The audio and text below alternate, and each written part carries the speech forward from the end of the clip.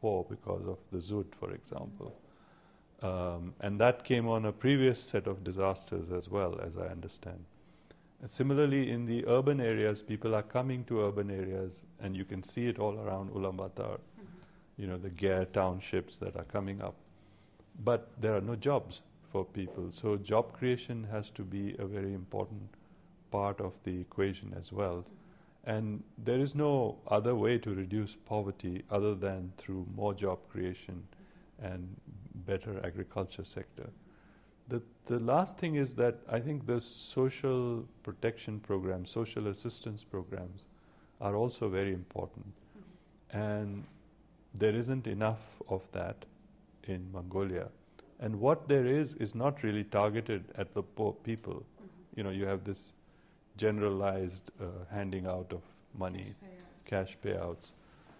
So there are various ways to address this problem in the coming years. And particularly, I think Mongolia has a great opportunity because it's not going to be resource poor, it's going to be resource rich.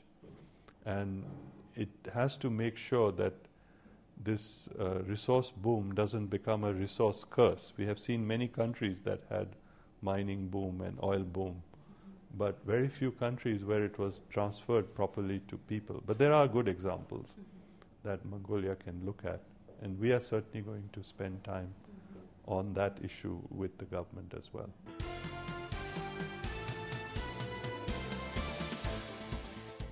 We still have 5 years left until 2015 when we have to attain those 8 and 9 goals.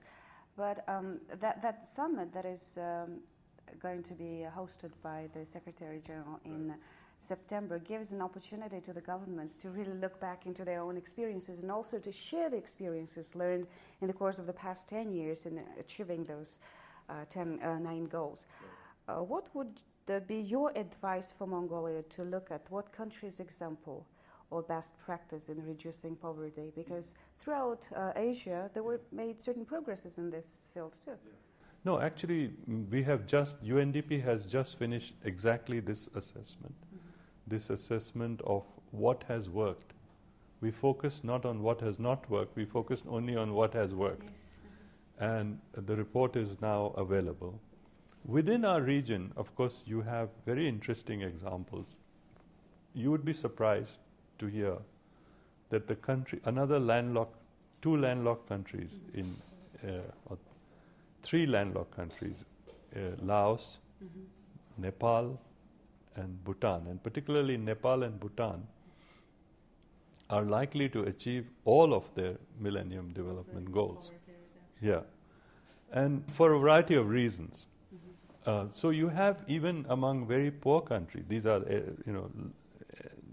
LDCs, they are way behind Mongolia even in terms of income, but they have actually are likely to achieve the Millennium Development Goals. Country like Laos is also doing quite well because it's also, like Mongolia, a mineral boom country, and they are quite effective in transferring those resources to job creation and agriculture sector and social programs. We will be hosting their roundtable meeting actually in October, co-hosting, and they are also making good progress. So even among the less developed countries, there are good experiences. And among the more developed countries, of course, Vietnam has made a lot of progress. China is making, of course, tremendous progress. What's the critical factor behind the successes of other countries? Well, mainly it's job creation, good programs in health and education, and also well-targeted social programs. Majorly to do with the governance, governance capacities, resourcefulness, and institutional build-up. Exactly. It's mainly, as you rightly said, it's getting the right set of priorities and then putting in place implementation mechanisms to make sure that these resources are being transferred in the right way and then are being implemented into people's hand, which means that you also have to have capacity at the local government level, because just having capacity in the capital city doesn't matter when the programs have to be implemented in the local areas. And from what I saw during my visit, there are very dedicated people in these local governments who have the capacity to implement these programs once they are given the right resources. So at this summit of the United Nations General Assembly, the countries will be presenting their reports on how they are doing on the attainment. Their scorecard.